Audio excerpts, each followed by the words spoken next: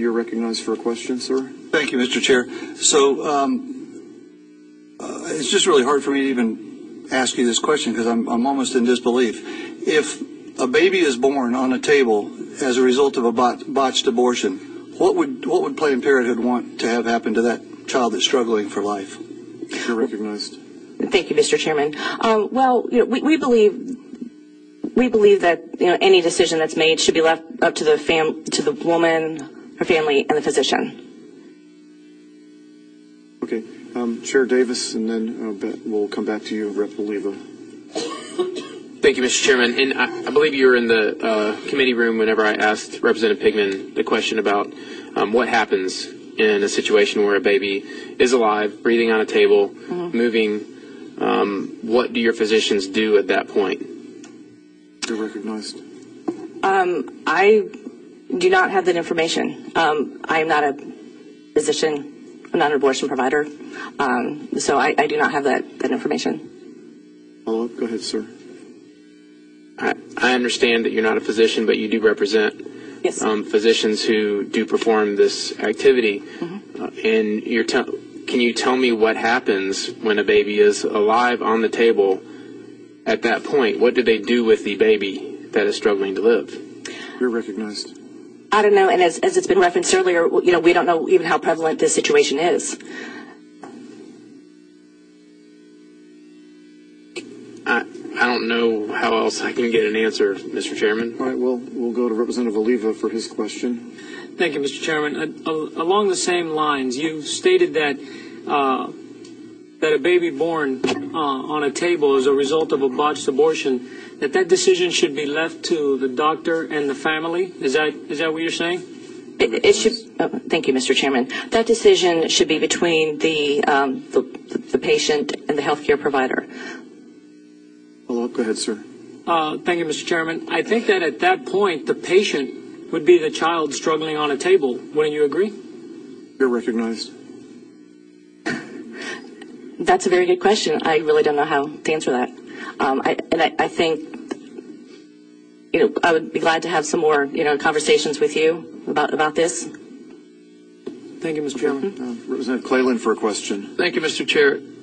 If the law doesn't speak to a physician's obligation in an abortion clinic setting,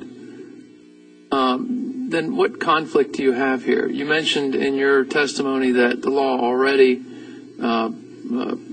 speaks to that, but if it doesn't in the abortion clinic setting, what issue do you have with that being codified in this bill? You're recognized. Thank you, Mr. Chairman. Okay, I'm not sure I understand your question. You can rephrase it. Thank you.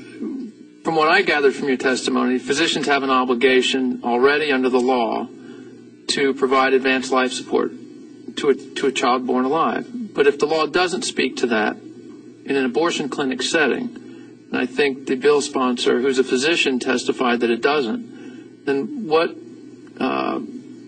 issue would you have with that being in the current bill? You're recognized. Okay, are we talking about my reference to the federal law? I suppose so, yeah. Okay, because I just want to be clear. We support the neutrality clause that was in the Federal Born Alive Infants Protection Act of 2012, which has been addressed.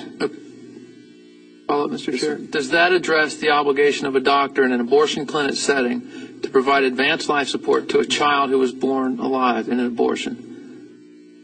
No, the neutrality clause addresses the situation where this particular language can't be extrapolated out through other, statutes dealing with abortion. It just deals with this particular area. Okay. So, sorry. Notwithstanding that, does Planned Parenthood have an objection to a doctor being obligated to provide advanced life support in an abortion clinic setting to a child born alive? I mean, I guess you do, or you wouldn't be here, right?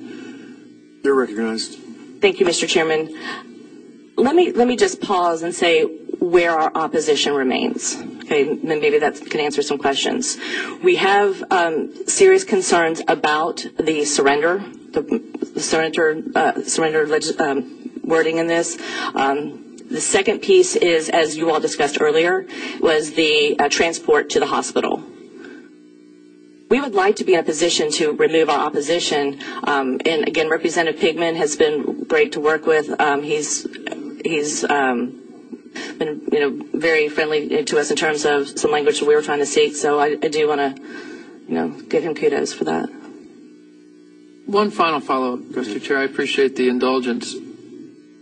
What objection could you possibly have to obligate a doctor to transport a child born alive to a hospital where it seems to me they would be most likely to be able to survive? You're recognized. Thank you, Mr. Chairman. What about this, and I'm just speaking out loud here, what about those situations where it's in a rural healthcare setting, the hospital is 45 minutes, an hour away, that's the closest trauma center, emergency room. There's just some logistical issues involved that we've got some concerns about. Okay, thank you very much, and we will proceed. Thank you. I think we're done with questions of members here. Thank you, ma'am.